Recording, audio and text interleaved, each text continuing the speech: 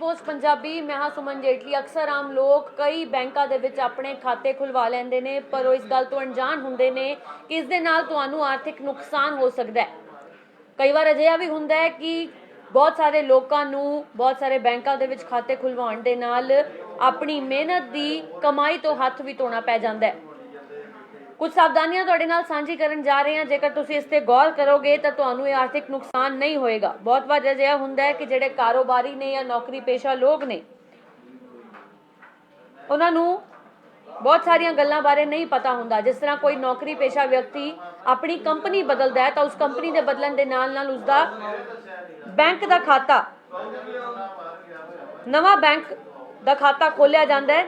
नवा खाता तो खुल जाता है पर पुराना खाता बंद नहीं किया जाता। फिर कई बार पता लगता है कि इस खाते दे विच यानी कि पुराने बैंक खाते दे विच धोखाधड़ी हुई है।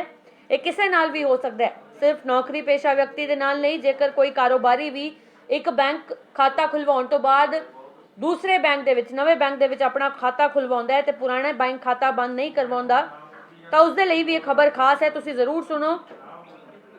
अजिही स्थिति दे विच जे तुहाडे कोल एक तो वध बैंक खाता है तो निश्चित रूप दे विच तुहानू कुछ सावधानियां ने उन्हां ते विचार करना पेगा। जदों तुसीं खाता बंद करदे हो तो उस समय अपना क्रेडिट कार्ड अपना डेबिट कार्ड बंद करवा दो तां जो तुहानू बाद विच कोई मुश्किल ना आवे। बहुत सारे खाते खुलवाए हुए ने, जेकर तुसीं अते कोई बैंक खाता है जो तुसीं नहीं वरतते तो उसनू जल्द तो जल्द बंद करवा देना बहुत जरूरी है। बैंक खाते विच घट्टो घट बकाया रकम की मात्रा बहुत ज्यादा वध गई है जो तुहानू हर खाते विच रखनी पैंदी है। इस दे लई जे तुसीं एक तो वध खाता खोलिया है तो तुहानू हर खाते दे विच ये रकम रखनी पएगी। जे तुसीं होम लोन लैण जांदे हो तो तुहाडा कोई अजिहा खाता है जो तुसीं नहीं वरतदे तो तुहानू उस बारे भी जानकारी जिहड़ी उस बैंक खाते की जानकारी जिहड़ी है वो लाजमी देनी पएगी। जे तुसीं इस विच बैलेंस नहीं रखते, जिन्ना लोड़ींदा बैलेंस हुंदा है, जेकर तुसीं उस खाते दे विच नहीं रखते तो कर्जा लैण दे मापदंड नू भी प्रभावित कर सकता है। बिना वजह खाता किवें बंद करवा सकते हो, यानी कि जे कोई खाता बिना वजह खुलवा लिया उसकी वरतों तुसीं नहीं कर रहे तो उसनू बंद किवें करवा सकते हो वो भी तुहानू जरूर दस दिंदे आ। तुहानू आप बैंक जाना पेगा, खाता बंद करन वाला फॉर्म भरना पेगा। इस दे नाल ही तुहानू डी लिंकिंग फॉर्म भी भरना पै सकदा है। तुहानू खाता बंद करन दा कारण दसना पेगा ते इस फार्म दे विच तुहानू दूजे खाते की जानकारी भी लाजमी देनी पेगी जिस विच तुसीं बंद खाते का पैसा ट्रांसफर करना चाहुंदे हो। जे खाता साझा है तो दोवां खाता धारकां दे लई खाता बंद करन वाले फार्म ते दस्तखत करने भी लाजमी होणगे। जे तुहाडे कोल चैकबुक बची हुई है तो वो जरूरी जमा करवाउणी पएगी ते डेबिट कार्ड भी तुहानू जमा कराना पेगा।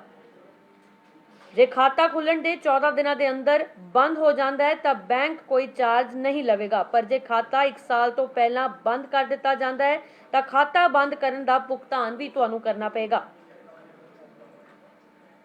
आम तौर पर असीं देखते हैं कि 1 साल बाद खाता बंद करने तो बाद बैंक तुहाडे तो कोई भी चार्ज नहीं लैंदा। हालांकि ये वख-वख बैंकों के नियमां ते निर्भर करता है। भावें तुहाडे खाते दे विच 20,000 रुपए तो वध ने या बैंक तो खाता बंद करन वेले तुसीं सिर्फ 20,000 रुपए नकद के रूप विच प्राप्त कर सकते हो। इस तो उपर तुहाडी रकम जिहड़ी है वो दूजे खाते दे विच ट्रांसफर की जाएगी जिसका तुसीं खाता बंद करन दे फॉर्म दे विच जिक्र कीता है। बैंक खाता बंद करन तो इलावा अकाउंट बंद होने का जिक्र करदिआं आखिरी बयान अपने कोल रखो तां जो भविख दे विच जेकर उसकी लोड़ पए तो उसकी तुसीं वरतों कर सको। तो बहुत जरूरी है जान लेना नौकरी पेशा व्यक्तियों के लिए, कारोबारियों के लिए जिन्हों ने एक तो वध बैंकों दे विच अपने खाते खुलवाए हुए ने। जेकर तुसीं किसी खाते दी किसी बैंक दे विच खाते की वरतों नहीं करते हो, बेलोड़ा पिया तो तुसीं उसनू बंद करा लो। तुहानू फॉर्म भरना पेगा, तुहानू उस फॉर्म के नाल नाल डी लिंकिंग फॉर्म भी भरना पेगा। वो लोग जिहड़े नौकरी करन वाले ने अक्सर कंपनी बदल लैंदे ने ते कंपनी बदलन दे नाल तुहाडा बैंक खाता भी खोलिया जाता है। नवा बैंक खाता तो पुराना जिहड़ा खाता जिसदी तुसीं वरतों नहीं कर रहे, जेकर तुसीं उसनू बंद नहीं करवाया तो करवा लो, क्योंकि कई बार अजिहा हुंदा है बहुत सारे लोगों नू धोखाधड़ी का शिकार होना पैंदा है। किसी नाल भी अजिहा हो सकता है तो रिस्क ना लिया जाए। अजिही स्थिति दे विच ਜੇ ਤੁਹਾਡੇ ਕੋਲ ਵੀ ਇੱਕ ਤੋਂ ਵੱਧ ਬੈਂਕ ਖਾਤਾ ਹੈ ਤਾਂ ਨਿਸ਼ਚਿਤ ਰੂਪ ਵਿੱਚ ਤੁਸੀਂ ਸਾਵਧਾਨ ਰਹੋ। ਜੇਕਰ ਤੁਹਾਡਾ ਖਾਤਾ ਹੈ ਜੋ ਤੁਸੀਂ ਬੰਦ ਕਰਵਾਉਣਾ ਹੈ, ਤੁਹਾਡਾ ਉਸ ਵੇਲੇ ਕ੍ਰੈਡਿਟ ਕਾਰਡ, ਡੈਬਿਟ ਕਾਰਡ ਸਭ ਬੰਦ ਕਰਵਾਉਣਾ ਬੇहद ਲਾਜ਼ਮੀ ਹੈ, ਤਾਂ ਕਿ ਆਉਣ ਵਾਲੇ ਸਮੇਂ ਦੇ ਵਿੱਚ ਤੁਹਾਨੂੰ ਕਿਸੇ ਵੀ ਤਰ੍ਹਾਂ ਦੀ ਮੁਸ਼ਕਲ ਦਾ ਸਾਹਮਣਾ ਨਾ ਕਰਨਾ ਪਏ।